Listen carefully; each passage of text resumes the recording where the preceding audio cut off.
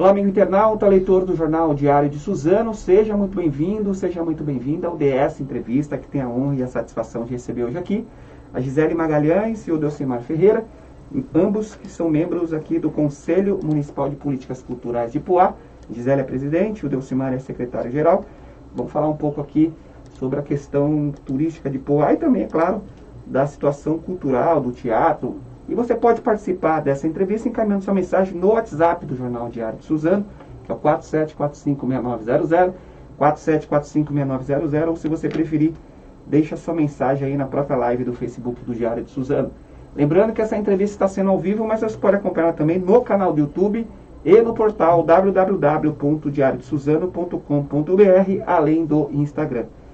Gisele, obrigado pela sua presença, Delcimar também. A gente sempre pede para os nossos convidados dar uma saudação para quem está nos acompanhando. Então, vou começar primeiro as damas. A Gisele, queria dar sua saudação, então. Oi, boa tarde a todos, todas e todes. Como ele falou, me chamo Gisele Magalhães e sou presidenta do Conselho Municipal de Políticas Culturais da cidade de Poá. Sou professora de arte há mais de 10 anos no estado de São Paulo. Sou atriz, tenho um coletivo de teatro. E é isso, boa parte da minha vida e a dedicação é em torno da arte, em torno da cultura. Boa tarde, é uma satisfação estar aqui no Diário de Suzano, com o Edgar, meu colega jornalista, sou jornalista também. Estou agora no Conselho Municipal de Políticas Culturais, trazendo um pouco também do nosso olhar jornalístico e também contribuindo aí na área cultural, auxilio na Associação Cultural Opereta, no Museu Padre Eustáquio. Então, a gente atua em várias frentes aí. Certo. Bom, antes de a gente começar a falar dos assuntos específicos, eu queria que você falasse um pouco o que é o Conselho de Políticas Culturais, para que serve o Conselho, de que forma que atua, se reúnem uma vez por semana, uma vez por mês, só para o nosso internauta saber o que é o trabalho do Conselho e a importância que ele tem para Poá. Tá. Então, o Conselho, ele é um órgão fiscalizador. Existe há quanto tempo em Poá? O Conselho, essa é a segunda gestão do Conselho. Desde 2000. É obrigado a ter um Conselho, na verdade, né? É isso, né? Sim, a partir do momento que se tem uma lei, que foi feita uma lei para ter o Conselho. O primeiro foi em 2013, né? Ele existiu por 2 anos, depois ficou mais de 4 anos parado. E aí o Conselho, ele voltou agora até como uma reação e uma provocação da Lei Aldir Blanc. Porque precisava se ter um mínimo de estrutura para que essa lei acontecesse nos municípios, né?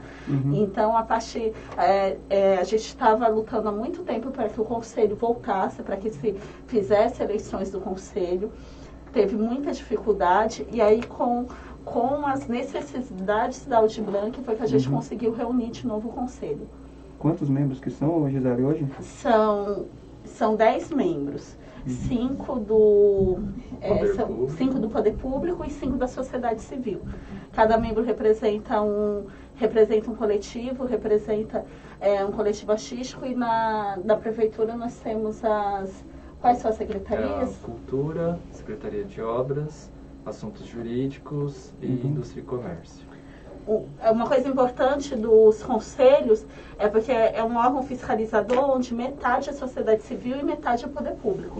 Então, nós nos reunimos em reuniões ordinárias uma vez por mês. No entanto, o Conselho de Políticas Culturais de Poá, nós temos nos reunido muito, porque nós pegamos como ponto de partida fazer a questão da lei de uso do teatro. Nós criamos comissões para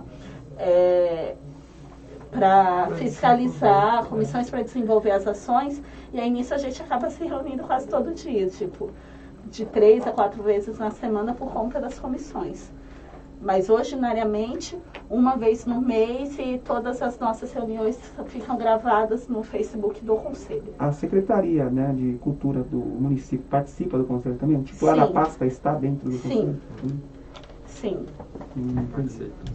Participa ativamente, sempre tem um representante do Conselho. Atualmente é o diretor de cultura, o Diogo Dantas. E eventualmente, quando ele não pode participar, aí a gente o comunica, mas Na grande maioria das vezes ele tem participado, sim. Isso, o que tem feito a diferença até, né? Uhum. Porque já reclama para ele já, se tiver alguma coisa para reclamar. Vai direto aí, né?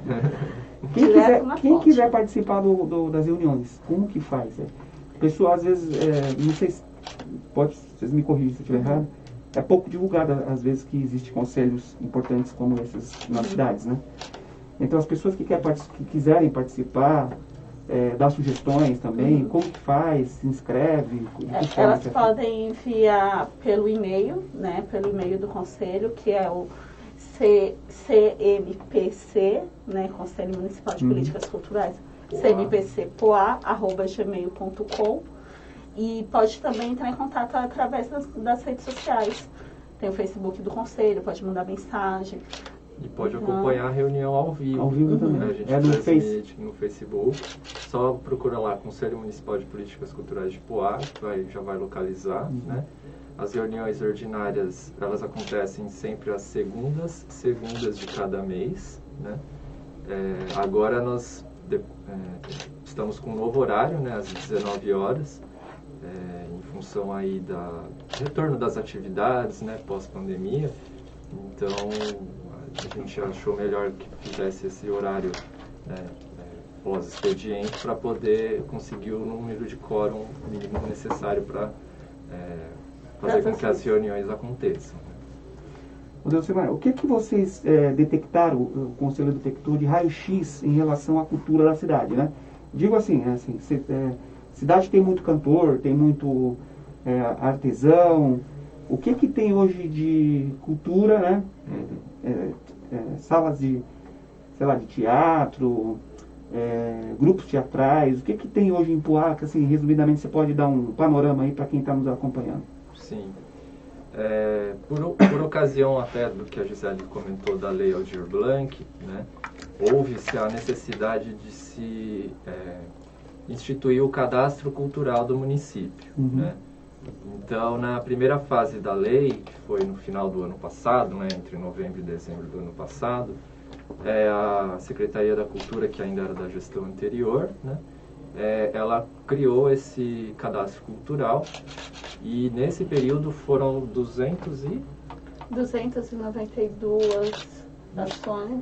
292 ações entre artistas, grupos, coletivos, espaços, todo tipo de profissional, né, da arte e da cultura do município. E agora, para essa segunda fase, né, porque o município ficou com um saldo remanescente, né, dos recursos federais que veio da Lei Aldir Blanc, e agora com essa segunda fase houve-se a necessidade de fazer novamente as inscrições e tudo mais. E a gente... Você tem esse dado? Eu tenho, vou buscar vai procurar aqui. Peguei vocês de surpresa, desculpa. Não, imagina. Assim, mas é importante porque, assim, isso foi até uma demanda do Conselho de que esse cadastro ficasse permanente. Certo. Né? Porque ao invés de ficar sempre abrindo e fechando o cadastro somente quando necessário, não, que fosse um cadastro oficial do município, né? E a Secretaria de Cultura entendeu a necessidade e a partir de agora este cadastro é permanente. Então o cadastro, inclusive se tiver algum artista, algum profissional, né, da arte e da cultura, fazedores de cultura que estejam nos acompanhando ou que vão nos acompanhar, basta entrar no site da Prefeitura, né, procurar lá na seção de cultura, né, Lei Aldir Blanc, tem lá uma seção só sobre a Lei Aldir Blanc e tem lá o cadastro cultural. Né? A pessoa pode se cadastrar a qualquer momento, não precisa depender agora dos períodos dos editais, né, da Aldir Blanc. Qualquer momento a pessoa pode se cadastrar. Não precisa mais esperar edital, né? Exato. Estou aqui com os dados. Na primeira fase da lei, esse primeiro momento, os primeiros editais da Aldir Blanc, eu fiz parte do grupo de gestor. Né? Então, nós tivemos contemplados, o recurso que veio para a POA foi de R$ 809.178,32 e foram 241 projetos contemplados. Desses 241 projetos contemplados, a gente movimentou em torno de 600 artistas. e aí entre esses que o Delcimar falou, né? Coletivos de teatro, dança, de músicos, artesãos. Nós fizemos uma parceria com os CRAS para poder identificar essas pessoas. Pode cortar, esses que ficam fora, eles aguardam uma lista de espera? Como que funciona isso? Ou o projeto deles acabaram não passando, né? Não, a Lab Poá nós fizemos de forma a atender todos que se inscreveram. Um ou outro que ficou de fora foi por falta de documentação. E aí vem toda uma questão que o Conselho identificou e que é algo que a gente quer sanar, que como o Poá nunca teve nunca teve essa coisa, uma política cultural de fato. A maior parte dos artistas de Poá essa edição da Lab foi a primeira vez que participaram de edital. Porque isso não era algo que acontecia comum, né? Na cidade, né? Então a gente identificou uma dificuldade na formação. Então um ou outro que acabou ficando de fora foi por não tentar, no primeiro momento, por achar que por não se identificar enquanto artista, por achar que não seria contemplado, por achar que estava se pedindo muita coisa. E o edital de Poá foi um dos mais simples do Brasil, nacionalmente falando. Então a gente percebe que teve essa dificuldade também. Mas na Lab 2, né, que foi feito com esse saldo remanescente, que no nosso caso era quase 90 mil, nós atendemos, se eu não me engano, 93 artistas. Desses 93, mais de 60 eram que estavam passando pela primeira vez. Porque a gente teve esse cuidado também de priorizar quem não tinha sido atendido no edital anterior. E isso também foi uma demanda do Conselho, trazida pela sociedade civil, né, de que se contemplasse prioritariamente os artistas que não receberam na primeira fase. Entendi. Né? Então, aqueles que tiveram dificuldade com documentação, tiveram uma chance a mais de se inscrever. Aqueles que ficaram de fora por falta de conhecimento mesmo, ou porque a informação não chegou. Então, foi uma das demandas. Eu estou olhando para vocês e olhando para o celular, não é falta de educação, me perdoe aqui, é que às vezes as pessoas vão mandando, vão assistindo, mandando perguntas aí. O Conselho, claro, é um órgão fiscalizador também, né? Faz a fiscalização. Como está a questão dos recursos? As prefeituras, principalmente os secretários de cultura, reclamam muito que a verba da cultura vem caindo. Agora na pandemia teve a questão da Lei Aldir Blanc, que ajudou um pouco, mas ainda não é o suficiente. Mas eu digo assim, em termos de orçamento do ano, como que está hoje em Poá, a situação? A verba vem caindo ou não? Não sei se vocês têm acompanhado os outros orçamentos dos outros anos. Sim, caiu e caiu bastante, Edgar. O orçamento para a pasta da cultura hoje, a gente pode dizer em linhas gerais que ele serve somente para pagar a folha de pagamento. Né? Uma ou outro recurso para despesa de custeio, né? E boa parte dos recursos, porque a pessoa quando olha lá, são 2.650 e poucos mil reais destinados para a reforma da praça de eventos, né? Então essa já é uma verba carimbada do DADTUR, né, que está incorporada na pasta da cultura, mas tirando essa verba, que já tem um destino certo, o restante é basicamente para pagamento de folha de pagamento. E aí, assim, todo o setor sofre, né? Porque, por exemplo, num processo de editais da Lei Aldir Blanc, você precisa ter servidores, né, em quantidade suficiente para você poder atender às necessidades, às dúvidas, até mesmo uma eventual capacitação, né, de como se inscrever num projeto, de como elaborar, né, porque como a Gisele colocou, muitos dos artistas do município, e não só do município, mas acho que da região, a gente pode dizer, não têm essa prática, esse costume, né, de participar de editais, de inscrever seus projetos, de se regularizar enquanto artista, né? Então, a Secretaria da Cultura poderia fazer essa gestão, né? Mas com falta de servidor, com pouco recurso, né? Então, falta de funcionários, né? Falta de funcionários, então isso acaba prejudicando um pouco, né? A verba do DADTUR, então, ele não é só, não vai só para a Secretaria de Turismo, né? Tem um pouco para a cultura também. É isso ou não? Como que funciona? Sim, a verba do DADTUR, ela vem porque antes a pasta ela estava incorporada à Secretaria de Cultura, Esportes e Turismo. Sim, então ela estava incorporada nas 3 pastas, né? Ainda não houve, eu posso até confirmar essa informação, mas se não me engano a prefeitura ainda não fez esse desmembramento. Entendi. Então tem que ir para a pasta, né? Bom, eu tenho uma pergunta para fazer para vocês sobre a lei do uso do teatro, né? O teatro foi inaugurado ali no centro, né? Como que está essa questão da lei do uso do teatro? Como que vocês estão levando essa discussão? Qual que é a sugestão de vocês para estar sendo o teatro sendo utilizado? Tá, posso começar. O Teatro de Poá, ele foi inaugurado há cerca de 6 anos.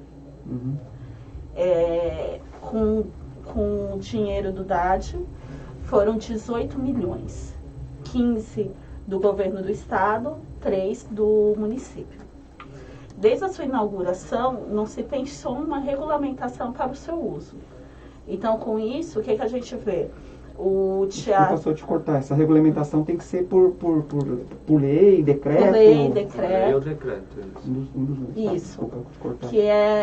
Que o que acontece? O teatro, ele foi, uma das coisas, só adiantando, e indo para além do teatro, Poá pensa muito nos prédios, faz construções grandes, construções bonitas, como foi a Praça dos Eventos, o teatro, só que não pensa no seu funcionamento, não pensa nas pessoas que precisam para gerir esse espaço. Que é uma equipe, quando você fala da cultura, existe um mercado cultural.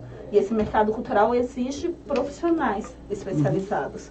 Então, quando a gente pensa a lei de uso, e foi uma construção de mais de 10 meses, foi de intensas reuniões depois do horário, muitas vezes indo até 11 horas da noite, trazendo elementos de cada cidade, construindo, pensando na realidade de Poá. Então, é dessa forma. E o que a gente pensa com essa lei de uso? É você colocar esse teatro para funcionar, porque é um teatro que, quando ele está equipado, ele custa em torno de 1 milhão aos cofres públicos. Agora que ele está sem equipamento de luz, som, gira em torno de 200, 250 mil. Então, é algo que a gente paga e não tem esse retorno, porque não é pensado em como você vai utilizá-lo, não tinha sido feito ainda regras, não se tem uma equipe para gerir esse espaço. Então, na lei de uso, a gente está pensando num teatro em pleno funcionamento. E nós nos espelhamos, inclusive, em equipamentos aqui da nossa região, equipamento Suzano, Mogi, e fomos em outros municípios também, porque o Teatro de Poá é um teatro grande, né, um teatro para mais de 590 lugares. O palco é um palco muito grande também. Então, a gente foi pensando nas características desse teatro e pensando no seu funcionamento, no sentido de que o dinheiro que for utilizado para pagar o espaço, o uso do teatro, que é algo que acontece em todas as cidades do mundo, esse dinheiro ele vai voltar para o fundo de cultura. Parte dele fica para você manter o espaço e a outra parte vai ficar justamente para se fazer de fato as políticas culturais, políticas de fomento, lançar editais para os artistas, capacitação, trazer políticas públicas no sentido de criar editais para descentralizar também a arte. Agora, a prefeitura alega a falta de recursos, né? Você mesmo falou agora que tem que ter um investimento lá no teatro. O conselho chegou ao conselho alguma vez, ou existe alguma possibilidade de uma discussão em torno de privatizar o teatro, ou isso não está fora totalmente de cogitação? Bom, a nós do conselho, pelo menos nessa gestão, não chegou nenhuma informação relacionada a isso. A gente ouve, de fato, comentários aqui e ali, vira e mexe é um assunto que volta, né, a ser comentado, mas oficialmente não existe nada relacionado à privatização do teatro. E, de um certo modo, o Conselho ainda não deliberou, não discutiu sobre isso, né? Mas podemos dizer que a sociedade civil, que representa, né, parte do Conselho, ela é contra essa privatização, né? Por entender que é um espaço público por entender que ele tem um potencial de ser uma referência, não só para a região, mas para o estado de São Paulo, dado o seu porte, dada a diversidade cultural que a gente tem na região, né? E principalmente pela sua localização também, né? Porque ele é bem localizado, né? Em que pese, por exemplo, ele não ter um estacionamento, o que é um erro de projeto na minha avaliação, né? Mas ele está bem localizado. Então, nesse sentido, quando ele for equipado, tiver os profissionais técnicos habilitados para trabalhar no local, com certeza ele será uma referência. Né, apesar de ter vagas ali no entorno, né, que é fácil estacionar ali, né? Sim, mas a gente sabe que aquele centro, aquela região central, ela está saturada em termos de trânsito, né? Basta você passar lá agora, no horário de pico, você percebe o estrangulamento que tem ali, né? O viaduto ali já não suporta mais, né, a quantidade à tarde ali. Exato. É complicado, né? Agora, patrocínio sim, né? Tem um patrocínio lá. Sim, patrocínio, ou então potenciais usuários que queiram pagar pelo uso do teatro. A minuta da lei de uso do teatro é justamente para isso, né? A gente fez toda uma discussão, um estudo para identificar potenciais usuários do teatro que teriam condições de utilizar pagando pelo seu uso. E aí, assim, é importante deixar bem claro duas questões, né? Sábado passado nós tivemos audiência pública na Câmara, né, com a realização da Comissão de Cultura e Turismo da Câmara e em parceria com o Conselho, né? E duas questões que a gente precisa deixar bem claro, né? Todos os valores, vou frisar o que a Gisele já colocou aqui, todos os valores que venham a ser cobrados pelo uso do teatro, eles serão destinados ao Fundo Municipal de Cultura. Esse dinheiro não vai para o Conselho. Esse dinheiro, o Conselho não tem qualquer participação nenhuma em relação a isso. É importante deixar isso claro, porque a gente sabe que, infelizmente, existem pessoas que estão distorcendo algumas informações, né? Uma outra questão importante é o seguinte, em relação à minuta da lei, nós identificamos 11 categorias de potenciais usuários, desde aquele usuário de pequeno e médio porte até aqueles de grande porte. E a gente não desconsidera, por exemplo, o uso do teatro para seminários, para conferências, para palestras, né? Por entender que você tem uma praça de eventos ali do lado que pode atrair, né, expositores e tudo mais, e ao lado você tem um teatro que você pode reunir público de turismo de negócios, por exemplo, né? E esse é um perfil de empresa que paga pelo uso e paga bem, né? Então, na lei, na minuta da lei, a gente prevê essa equidade em relação aos potenciais usuários, né? Quem tem condição de pagar mais, vai pagar mais. Quem tem condição de pagar menos, vai pagar menos. Aí teria que ser aprovada na Câmara, essa lei, né? Isso. Ela já está no jurídico, né? Desde o dia, acho que 16 de novembro, se não me engano, ela já foi encaminhada para o jurídico. Nós, do Conselho, fizemos a entrega oficial durante a audiência pública da Lei Orçamentária Anual. Quem que vai ser o autor da lei? É a mesa da Câmara? O autor da lei é o Executivo. O Executivo. Porque o Conselho, né, não tem essa possibilidade de ser o autor da propositura, porque ele não é um poder, né, para fazer esse tipo de coisa. Mas a gente fez todo esse trabalho de estudo, de elaboração da minuta, ela está sendo analisada pelo jurídico. Nós recebemos algumas contribuições durante a audiência pública, né, que também serão levadas ao jurídico para análise, e o jurídico é que encaminha para a Câmara. Né? É importante frisar que desde que nós fizemos a apresentação dessa lei em audiência ordinária, ela está, isso já tem quase, acho que tem quase um mês, ela está à disposição de todos.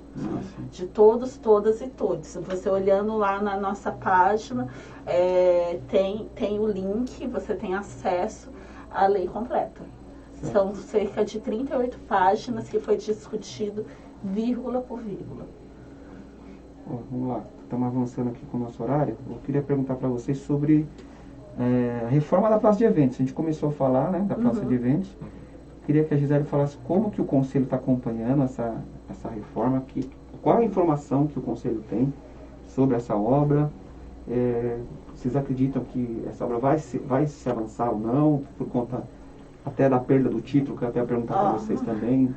Eu acho que até o Del pode falar, mas que o Del ele faz parte da comissão que acompanha. Como eu falei, o Conselho ele se dividiu em comissões. Uma delas é para acompanhar a reforma da Praça dos Eventos e o Del ele integra essa comissão. No mês de abril, a Comissão de Acompanhamento das Obras de Reforma da Praça de Eventos, ela fez um levantamento, né, junto à Secretaria de Obras, de acordo com o projeto que foi elaborado, né, pela empresa vencedora, né, para que se fizesse alguns ajustes em relação a esse projeto. Porque, assim, de um modo geral, o projeto ele é muito estético e pouco funcional. Essa foi a conclusão da comissão, né? E aí, nesse sentido, nós apresentamos alguns aspectos que entendemos que fosse interessante ser alterados, uma vez que a obra ainda não tinha tido o início, vamos dizer assim, né? Ela já tinha começado, mas assim, o grosso da obra ainda não aconteceu, né? Em abril nós fizemos uma vistoria técnica no local, acompanhamos os trabalhos por parte da empresa, né? Juntamente com o representante, o gestor da obra pela prefeitura. E na ocasião nós identificamos que a obra sim está ocorrendo, porém ainda há necessidade, isso é informação da Secretaria de Obras, de que o DADTUR aprove as alterações apresentadas pela prefeitura dos ajustes ao projeto, né? E desde então o DADTUR não aprovou ainda, não deu parecer sobre esses ajustes, né? Inclusive ontem, por ocasião da questão da perda do título de instância, né, isso foi afirmado pela prefeitura em nota. Agora, o recurso da praça de eventos, a informação que vocês têm, a prefeitura acaba perdendo esse recurso ou não? Por estar em contrato, o governo do estado vai ter que manter o levantamento de verbas lá? Eu não tenho essa informação para te dar, Edgar, mas eu acredito que não perde, né, por ser um contrato já firmado e ser anterior às mudanças aí da questão da lei da instância. Então eu acredito que não perde, mas eu acho que a prefeitura pode afirmar melhor. Sim. Bom, Delcimar, eu sei que você trouxe um histórico aí para passar para o nosso internauta que está acompanhando a entrevista e que vai acompanhar depois. A gente foi surpreendido, de certa forma até nem muito surpreendido, com a perda do título, né, de instância turística lá da cidade de Poá. Eu queria que você falasse desse histórico que você trouxe, contasse um pouco como que foi até chegar aqui, porque, na verdade, quem é de Poá sabe que essa discussão já vinha sendo feita há algum tempo, né? E culminou agora nessa perda.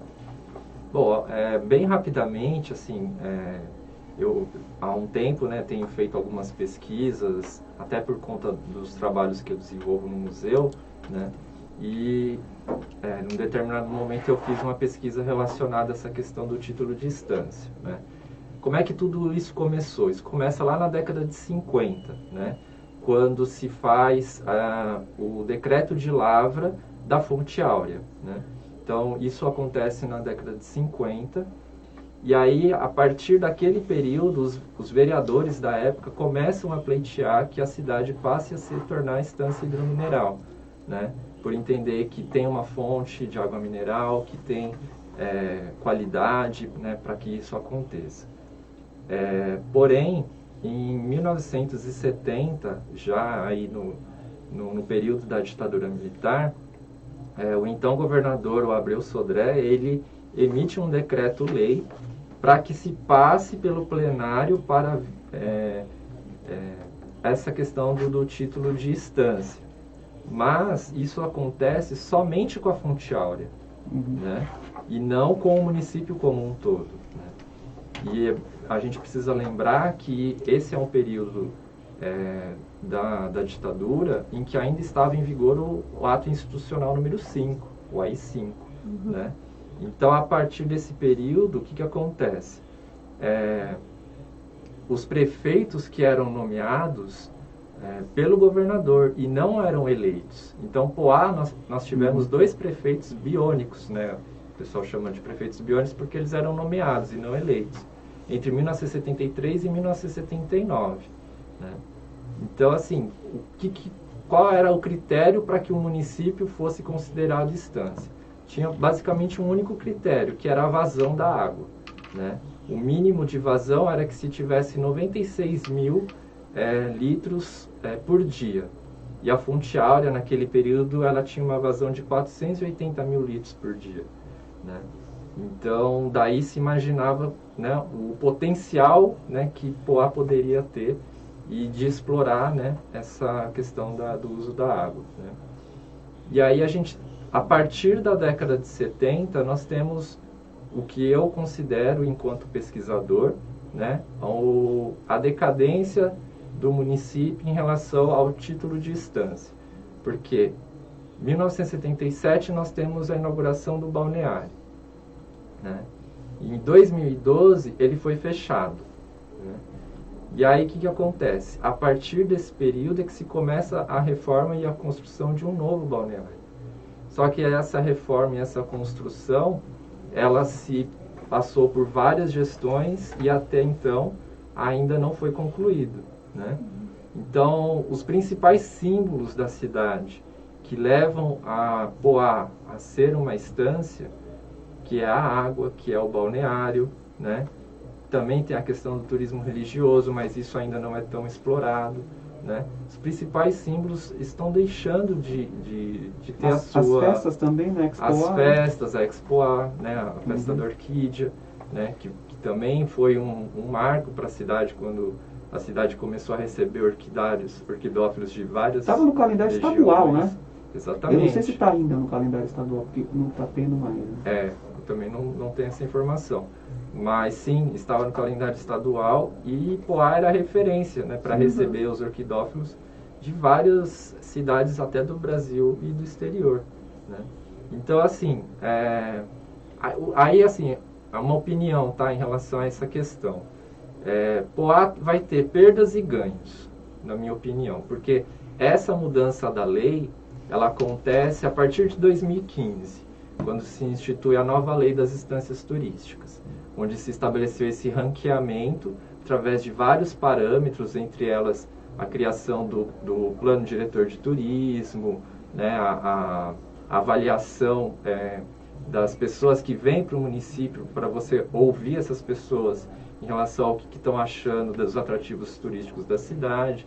Então tem uma série de requisitos que os municípios precisam cumprir, né?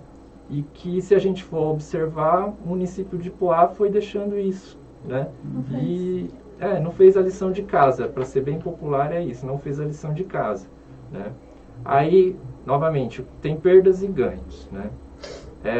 Nesse período de 2015, por exemplo, até hoje, alguns municípios começaram a investir, né? Por exemplo, Salesópolis, que está próximo de nós, né?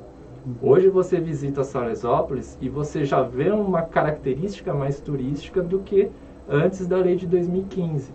Porque Salesópolis hoje é um município de interesse turístico, né? Que é uma categoria abaixo das estâncias, mas que está se preparando para ser uma estância.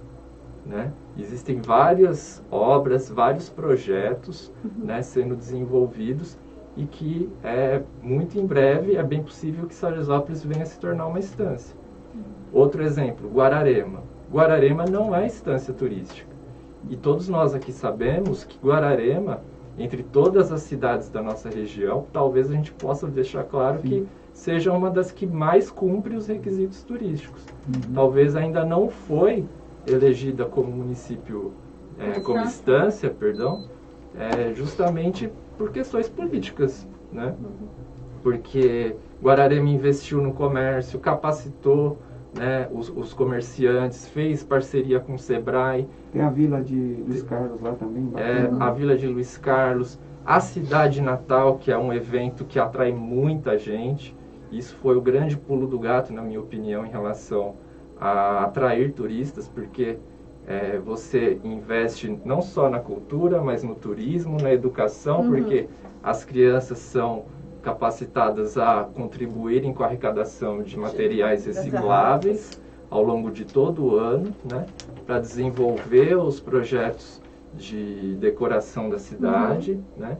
Então, assim, tem uma série de requisitos que os municípios daqui da região mesmo mostram o que é possível fazer, né? E Poá foi deixando isso passar. Preferiu investir em obras de pavimentação, né? Obras, uma ou outra obra de equipamentos culturais, né? Como a praça de eventos, o teatro, mas boa parte dos recursos do Daditur, durante esses períodos de 2015 para cá, foram para pavimentação. Pavimentaram a Getúlio Vargas, pavimentaram a Castro de Carvalho, pavimentaram várias ruas e avenidas. A Getúlio Vargas, se eu não me engano, foi 2 ou 3 vezes. Exato. A cidade perdeu a característica, né, na verdade. Né? Exato. Se fosse um campeonato, a cidade caiu para a segunda divisão e agora tem que voltar, se preparar para voltar, talvez, para a primeira divisão. Sim. A gente pode usar essa analogia, né, do campeonato de futebol. A gente pode dizer que Poá está na segunda divisão. Uma das coisas que nós temos falado e tem sido recorrente nas reuniões do conselho com a Comissão de Cultura, é de mostrar as possibilidades que Poá tem na questão cultural. Nós temos importantes equipamentos que foram construídos de forma grandiosa. Este conselho atesta que, a meu ver, grandiosa até demais, para o tamanho da cidade, porém, estão construídos. E agora é assumir. Um teatro nas proporções de Poá, ele demanda um custo maior na sua manutenção. Uma praça dos eventos demanda um custo maior também.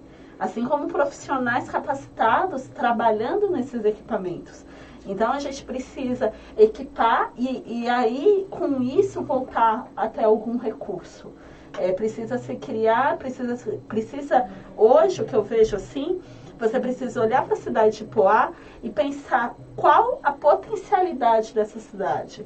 Onde que vamos investir para trazer, sabe? Poá tem uma tendência a falar da perda do Itaú, que foi, de fato, uma perda grande na arrecadação, mas perdeu. Agora, sabe, aquela coisa, supera. Vamos mostrar outras formas. Agora, né? Não tem o que fazer, isso. Né? Vamos enxergar quais as possibilidades que tem para o município voltar a crescer. E, Edgar, se você me permite, bem rapidinho, sim, pode falar. Um outro aspecto que eu acho que é importante a gente ficar de olho, porque assim, a gente tem essa questão da perda do título, isso já é fato, né? Mas assim, a partir de agora, o que fazer, né? Existem uma série de questões que precisam ser trabalhadas, mas eu quero destacar uma delas, que é a questão da preservação do patrimônio histórico do município, né? A gente está tendo no município uma invasão, que eu posso dizer assim, da especulação imobiliária na cidade, né? E sem qualquer planejamento, a gente tem visto inúmeros edifícios sendo construídos em todas as partes da cidade, né? Prédios antigos sendo simplesmente demolidos, né? Por conta, né, dessa mudança de perfil aí da cidade, né? E assim, a gente se preocupa muito, né? Porque quem é mais antigo na cidade já sente esses reflexos, né? A gente não, claro, ninguém aqui está querendo ser saudosista, não é isso. Mas dá para a gente conciliar a preservação da história e da memória do município, e isso também é um motivo de potencial turístico para a cidade. Haja vista aí tantas cidades históricas que trabalham esse aspecto muito bem, né? Dá para se conciliar isso, né, com a questão da mudança de perfil do município, né? Então, é urgente que o município faça uma discussão, por exemplo, do novo plano diretor, que está sem revisão, né, há muitos anos, e que é esse plano que vai dar as diretrizes para a cidade que a gente quer para o futuro. Né? Se a gente quer investir, quer voltar, né, que a cidade tem esse título de instância, isso passa pelo plano diretor, isso passa por pensar no futuro da cidade. Importante alerta que você está trazendo o Delcimar, importante mesmo. Bom, a gente está chegando no final da entrevista. Tiago, tanto assunto para falar, ia perguntar para você do museu, do Padre Sá, mas vamos marcar outro dia aí. Não, marcamos. O pessoal até fez uma pergunta aqui, a última, para a gente encerrar. Em relação a cidade era instância turística, certo? Uhum. E muita gente questiona a falta, por exemplo, de restaurante, de hotéis lá no... Eu não sei se dentro do plano diretor isso poderia estar inserido também. E se o conselho também discute esse assunto também. Eu queria que vocês falassem isso para a gente encerrar a nossa entrevista. Isso compete mais ao Conselho Municipal de Turismo, né? Mas o que eu posso dizer é que, assim, quando da elaboração do plano diretor de turismo, que foi contratada uma empresa para fazer esse plano, né, já foram identificados os principais gargalos do município em relação a como estruturar melhor a cidade do ponto de vista turístico. Entre eles está a questão da capacitação dos comerciantes, né, e do investimento em hotéis, pousadas e outros serviços de hospedagem, né? Então, que de fato praticamente é inexistente, né? Tá certo. Ó, Gisele, depois eu vou te chamar para você vir aqui, pra você falar das suas peças de teatro que você está participando aí, do seu trabalho, né? Falar de você um pouco, e o Delcimar também para mim falar do museu. Tinha umas perguntas do museu aqui, mas vai ficar com a próxima. Tá bom. Sim. E aí eu queria que vocês deixassem uma mensagem final. Obrigado, agradecendo a presença de vocês. Muito obrigado de coração por vocês terem vindo falar desse assunto tão importante aqui no dessa entrevista. Então, tá bom. Bom, gostaríamos de agradecer, né, a oportunidade de falar um pouquinho do Conselho. Nosso trabalho ele tem feito muitas articulações, né, com a Prefeitura, com o Executivo, com o Legislativo e principalmente com a sociedade civil, né? Gostaríamos de fazer um convite, né, para que agora, no próximo dia 11, nós teremos o Fórum Permanente de Cultura. É verdade, tem o Fórum Permanente de Cultura dia 11. Isso. Faltou perguntar isso aí. Gostaríamos de convidá-los, né, todos que estejam nos assistindo, né, se você conhece algum artista, algum trabalhador da cultura, algum artesão, né, participe do Fórum Permanente de Cultura. Onde que vai ser, Delcimar?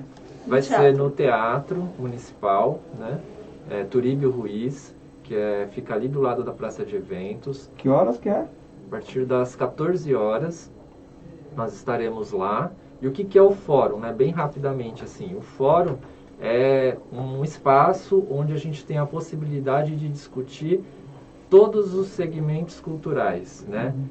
Música, dança, circo, artes visuais, enfim, todos os segmentos e pensar políticas públicas para cada segmento, com vistas a construir a Conferência Municipal de Cultura para o ano que vem, e nessa conferência construir o Plano Municipal de Cultura, que assim como o Plano de Turismo é um importante documento para planejar a cidade. Esse é o primeiro fórum, não? Já teve outros?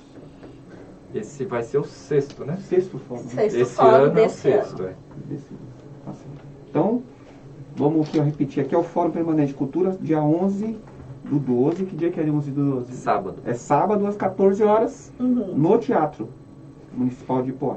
Exatamente. Tá bom? E aí a Gisele encerra agora uma saudação final. Então, muito obrigado quem acompanhou até aqui. Eu quis tirar por último, não saber se o Del ia falar nisso, então eu já estava pensando em falar nessa questão. Esse convite para o fórum é muito importante. Nós temos algumas linguagens que ainda não tivemos participação, então é muito importante que você assista, você que tenha um coletivo, você que faça parte de alguma entidade cultural, que participe do fórum, que leve as características do seu grupo, que leve as características, as dificuldades, para que a gente possa construir isso junto. Que igual o Del falou, a gente precisa disso para fazer a nossa Conferência Municipal de Cultura e mostrar todo o potencial que Poá tem nessa questão cultural. Quando a gente fala de reconhecer as características da nossa cidade, algo que a gente deixou de falar foi do Passos da Paixão. Verdade. Que temos aí a Associação Cultural Pereto, uma associação que tem 27 anos. Temos o Passos, foram 21, né, apresentações antes da pandemia. No calendário estadual. E que está no calendário estadual. Tapete, né? Que tem Corpus tradicional de Corpus Christi, né? tapete deixou um pouquinho, depois está voltando. Então a gente precisa identificar o que as características do município, né? O que o torna único, né? O Paço da Paixão gira um público de 8 a 15 mil pessoas, então é muita gente. Vai um dia que sai de diversos localidades, né, gente? Desculpa, localidades do estado de São Paulo até fora para poder assistir esse espetáculo. E aí, nas minhas considerações finais, o que eu quero deixar claro, assim, uma das minhas lutas enquanto conselheira é de trazer o artista de novo para o nosso município. Muitos artistas de Poá, devido à falta de políticas culturais do município, acaba se apresentando, se alocando em outras cidades vizinhas. Eu mesma, eu não conhecia a opereta na minha adolescência, a gente não tinha internet, essa coisa.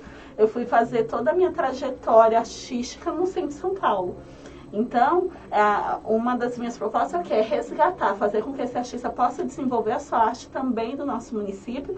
E uma dica que eu dou, isso para todos os gestores que tiverem acesso a essa reportagem, é que a cultura ela tem sido muito vista assim como a cereja do bolo, né? A Rose sempre fala isso. E que a cultura, na verdade, é o fermento. O mercado cultural, ele emprega mais gente que o automobilístico. A cada R$1, e isso eu estou falando que a defesa do Conselho de Políticas Culturais de Poá é por maior investimento na cultura, porque a gente sabe o que pode gerar. A cada R$1 investido em cultura, de 5 a 7 voltam para o município em caráter de impostos. Isso não é uma coisa que eu estou falando, isso é um dado oficial da Getúlio Vargas de 2019. A área cultural, ela é responsável por 2,6% do PIB. Emprega mais de 1 milhão de trabalhadores. Então, investir em cultura é investir na população, é investir em qualidade de vida. E esses dados eu falei apenas econômicos, porque a gente não consegue nem mensurar a mudança social na questão de educação, na questão de saúde mental. E não podemos nos esquecer que estamos nesse momento entre pandemia, né, que a gente não sabe como vai ser o futuro, a gente está se cuidando, está começando a voltar a encontrar. E nessa questão, estamos todos fragilizados. E a cultura, a arte, ela é um alento nisso, né?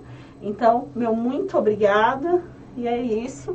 E só como o Del falou do dia 11, depois eu gostaria de falar que no dia 18